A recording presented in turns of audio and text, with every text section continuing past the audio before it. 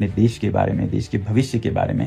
2047 সালের মধ্যে ভারতকে একটি উন্নত ও সম্মানজনক দেশ হিসেবে গড়ে তুলতে নেতৃত্ব নির্বাচনে শান্তিপূর্ণ বিপ্লবের আহ্বান জানিয়েছেন সমাজকর্মী সোনম ওয়াংচুক। স্বাধীনতা দিবস উপলক্ষে দেওয়া ভিডিও বার্তায় তিনি সতর্ক করে বলেন, গত 50 বছরে মাথাপিছু আয়ে বাংলাদেশ, থাইল্যান্ড ও মালয়েশিয়ার মতো প্রতিবেশীদের চেয়ে পিছিয়ে পড়া ভারতের জন্য এখন আমূল পরিবর্তন জরুরি।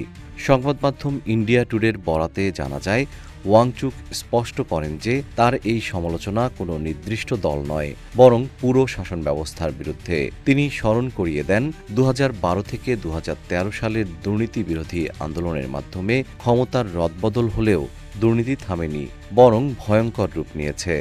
সংসদের প্রায় অর্ধেক আইন প্রণেতার বিরুদ্ধে অপরাধ এবং 1/3 বিরুদ্ধে খুন ও ধর্ষণের মতো গুরুতর অভিযোগ তুলে উদ্বেগ প্রকাশ করেন তিনি।